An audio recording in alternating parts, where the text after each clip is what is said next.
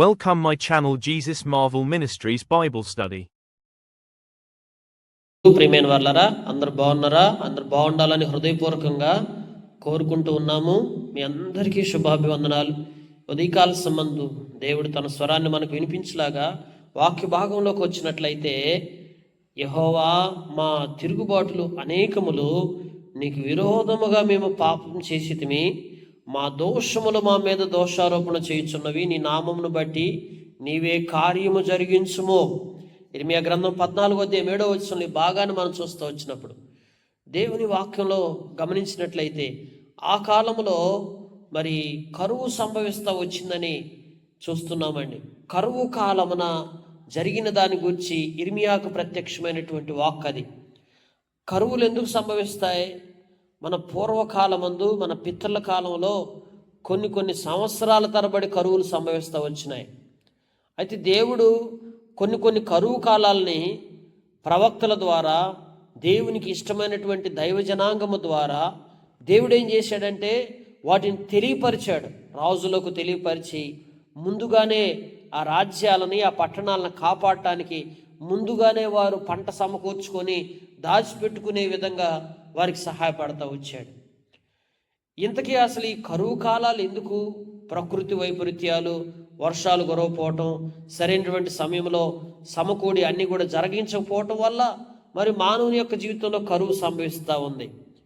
ఈ కరువు జరిగినప్పుడు, కరువు కాలం ఏర్పడినప్పుడు జరిగేటువంటి పరిస్థితులను మనం ఇర్మియా గారు వివరించిన తీరు చూస్తే, యోధా దుఃఖించుచున్నది, దాని గుమ్మములు అంగలార్చుచున్నవి, జనులు విచారగ్రస్తులై నేల కొంగుదురు, యెరూషలేము చేయు అంగలార్పు పైకెక్కుచున్నది. లేఖనాల్లో చూస్తున్నప్పుడు అయ్యో, ఎంత విచారం, ఎంతటి అంగలార్పు, ఎంతటి బాధాకరమైన సంగతి.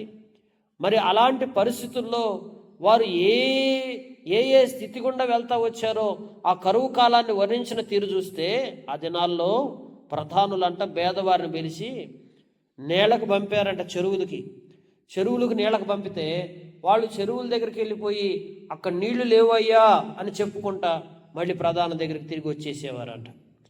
దాంతో సిగ్గుతో, అవమానంతో బాధపడేవారంట. అలాగే మనం గమనిస్తున్నప్పుడు ఈ పంట వేసేటప్పుడు ఆ పంటలో మరి సేద్యగాళ్ళకి వర్షాలు సకాలంలో పడక వారు కూడా చాలా బాధపడిపోతూ వచ్చారని లేఖనాల్లో మనం చూస్తుంటున్నాం. కనుక సిగ్గుతో, అవమానంతో మరి బాధపడతా వచ్చారు. లేళ్ళు పొలములో ఈని గడ్డి లేనందున పిల్లలు విడిచిపెట్టేసినాయి అంట. లేళ్ళు కూడా అడవి గాడిదలు చెట్లు లేని మెట్టల మీద నిలబడి నక్కల వలె గాలి పీల్చుచున్నవా, మేతేమీ లేవు, వారి కన్నులు క్షీణించిపోయింది. కనుక జంతువులకు కూడా ఆహారం లేదు. కనుక జంతువులకు ఆహారం లేని పరిస్థితి. మరి అంగలార్పు, దుఃఖము, వేదనతో బాధపడుతున్న పరిస్థితి. కరువు ఆ రీతిగా ఉంది. అయితే మీరు గమనించండి, ఏలియా గారు లాంటి దైవజనుణ్ణి కరువు కాలంలో మరి చూస్తూ వచ్చినప్పుడు చెరువు దగ్గరికి వెళ్ళి ఉండమన్నాడు. ఎప్పుడైతే మరి చెరువు దగ్గరికి వెళ్ళి నీళ్లు తాగుతూ ఉన్నాడో కాకులు తీసుకొచ్చి ఆహారం పెడతా వచ్చినాయి. ఏ ప్రకృతిలో అయితే వైపరీత్యం వల్ల మానవుడు కరువు సంభవిస్తూ వచ్చిందో, మరి ఒక నీతిమంతుడికి ఏంటి, ఏది తక్కువ కాకుండా దేవుడు అన్ని అనుకూలపరిచి ముందుగానే సిద్ధపరిచి పెడతా వచ్చాడు. కేరేతు వాగు దగ్గర నీళ్లు తాగాడు. సారేపతి విధవరాల దగ్గరికి వెళ్ళాడు. ఆ విధవరాలు కూడా చూడండి, ఆ ఇంట్లో కొంచెమే ఉంది పిండి, బుడ్డిలో కొంచెమే నూనె ఉంది, కానీ ఒక నీతిమంతురాలుగా దేవునికి తగినట్టుగా బ్రతుకుతుంది. అందుకే దైవజనుడిని అక్కడికి పంపించి ఆమె యొక్క తొట్టిలో పిండి తరిగిపోకుండా, ఆ బుడ్డిలో నూనె తరగకుండా, ఆమెకి ఏది తక్కువ కాకుండా కరువు కాలం అంతా ఆమెను పోషించాడు దేవుడు. లోకానికి కరువు సంభవించిన సమయాల్లో కూడా ఒక నీతిమంతుడు పోషించబడుతూనే వచ్చాడు. ఈ జీవితంలో ఒకటి అర్థం చేసుకోవడానికి ప్రయత్నం చేయి. కరువు కాలము సంభవించిన సమయాల్లో కూడా నీతిమంతులకు ఏది తక్కువ కాకుండా దేవుడు పోషిస్తూ వచ్చాడు. నువ్వు నీతిగా బతికితే కరువు కాలంలో కూడా నేను పోషిస్తాడు దేవుడు. నీతిమంతులు భిక్షమెత్తుట అసంభవం అని రాయబడుతూ వచ్చింది పరిశుద్ధ గ్రంథంలో. కనుక ఒక నీతిమంతుడు ఏ పరిస్థితులు సంభవించినా, ఎన్ని రకాలుగా లోకానికి కరువు వచ్చినా నీతిమంతుని దేవుడు పోషిస్తూనే ఉంటాడండి. దేవుడు ఏది కొదవ చేయడు. అయితే ఎందుకు అసలు ఈ కరువులు సంభవిస్తూ వచ్చినాయి? ఆనాటి నుంచి ఈనాటి వరకు మానవాళి ప్రకృతి వైపరీత్యాల చేత వర్షాలు లేక పంటలు పండక ఎందుకు మానవుడు అసలు ఈ కరువులు గుండా వెళ్లాల్సి వస్తుంది అని మనం పరిశీలనగా గమనించినట్లయితే, దేవా మా తిరుగుబాటులు అనేకములు. చూసారా, ఒకటి కాదు తిరుగుబాటు, అనేకమైన తిరుగుబాట్లు ఉన్నాయి. ఈ తిరుగుబాటులు అనేకమైనవిగా ఉండటం వల్ల విరోధముగా మేము పాపం చేసిన దాన్ని బట్టి మా దోషాలు మా మీద దోషారోపణ చేయుచున్నవి. ఒకసారా, 2 సార్లా, 3 సార్లా, 10 సార్లా? ఎన్నిసార్లు తిరుగుబాటు చేస్తావు దేవుని మీద? ప్రియ సహోదరుడా, నీవు చేసినటువంటి ఆ తిరుగుబాటు క్రియలను బట్టి అది పాపముగా మార్చబడి ఆ పాపము వల్ల దోషముగా మారినప్పుడు అవి అనేక దోషాలుగా తయారైపోయినాయి. ఒకటి కాదు, ఎన్ని పాపాలు చేస్తే, ఎన్నిసార్లు తిరుగుబాటు చేస్తే అన్నిసార్లు అవి దోషాలుగా మారిపోతాయి. ఆ దోషాలన్నిటికీ నిన్ను జుట్టుకొని నిన్ను ఆవరించి నీకు ప్రకృతి వైపరీత్యాలు ఏర్పడి ఏది కూడా నీకు సహకరించకుండా, ఏ భూమి అయితే నీ కొరకు దేవుడు సృజించాడో, ఏ వర్షాలైతే నీ కొరకు దేవుడు కలగజేశాడో, ఏ గాలినైతే నీ కొరకు దేవుడు సృజించాడో, ఏ చెట్ల నుండి అయితే నువ్వు గాలి పీల్చుకొని అన్ని సమృద్ధిగా తిని హాయిగా బ్రతకడానికి దేవుడు కలగజేశాడో, అవి నీకు అనుకూలించకుండా ఎందుకు మారిపోతున్నాయి అంటే కేవలం కారణం మన పాపమును బట్టి, మన యొక్క తిరుగుబాటులను బట్టి, మన పాపమును బట్టి, మన దోషాలను బట్టి. ఆ దోషాలే మన మీద దోషారోపణ చేస్తున్నాయి. అందుకే పాపం చేసేటప్పుడు మానవుడు తాత్కాలిక సుఖాన్ని అనుభవిస్తాడు, కానీ ఆ పాపము చేసిన తర్వాత దానివల్ల వచ్చే దోషము, ఆ దోషారోపణ చేస్తున్నప్పుడు మనిషి నెమ్మది లేకుండా జీవితం అంతా గడుపుతూ వస్తాడు. అందుకే తాత్కాలికమైన అల్పకాల పాపభోగాన్ని అనుభవించుట కంటే, అది అల్పకాల పాప భోగం ఆ కొద్దిసేపు నీకు ఆనందాన్ని ఇస్తుంది, కానీ ఆ తర్వాత నువ్వు అనుభవించే వేదన అంతా ఇంత కాదు. ఈరోజు చాలామంది పాపం చేసేటప్పుడు త్వరపడి వెంటనే వెళ్ళిపోయి పాపం చేసేస్తారు.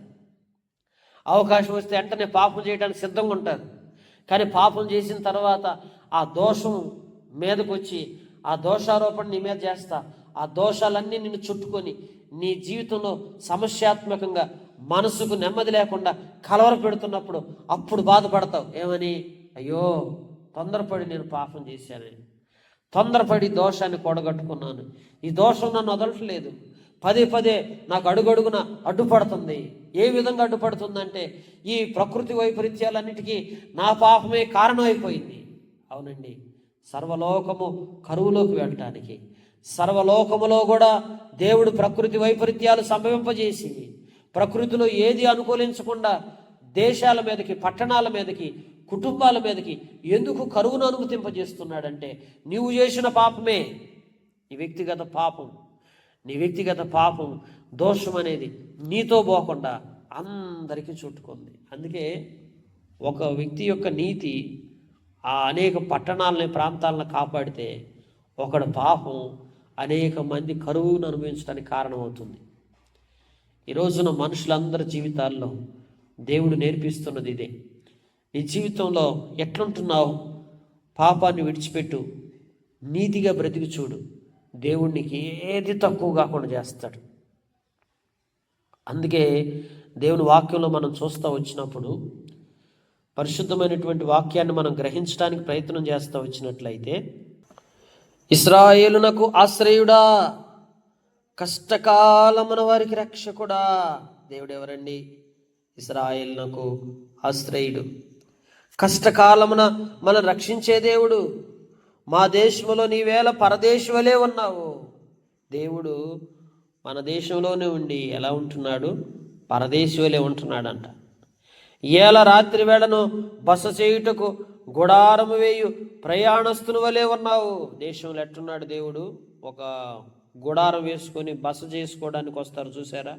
ఏదో కొద్ది కాలం ఉండి వెళ్ళిపోదాం అన్నట్లుగా అలాంటి గుడారాల్లో బస చేయడానికి వచ్చినట్లుగా ఉన్నాడంట దేవుడు.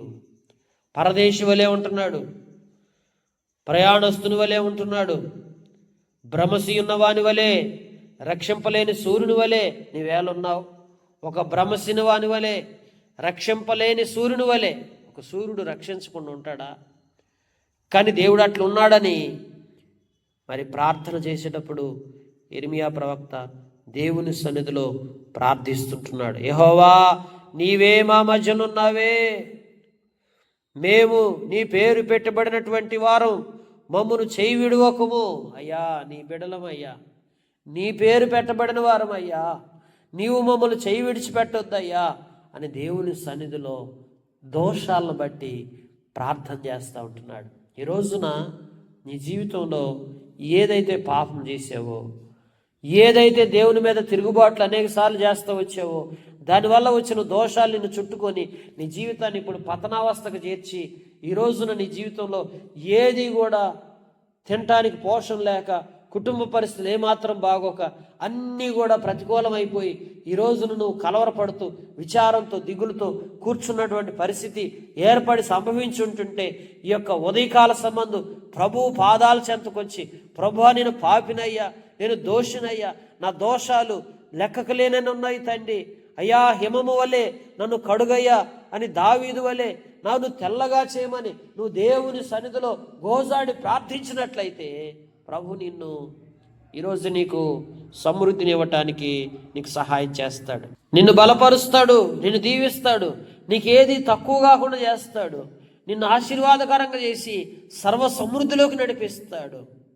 ఎంతకాలం కొదవలతో, కరువులతో, కష్టాలతో, ఇరుకులతో, ఇబ్బందులతో, నెమ్మది లేకుండా, కలవరంతో చేసిన పాపాన్ని బట్టి, ఆ తిరుగుబాటు వల్ల ఆ దోషాలన్నీ కూడగట్టుకొని ఈ రోజున నీ కుటుంబం, నీ వ్యక్తిగత జీవితం పతనావస్థకు దిగజారిపోయి ఉంటే ఈరోజు దేవుని పాదాల చెంతకు రా ప్రియ సహోదరుడా.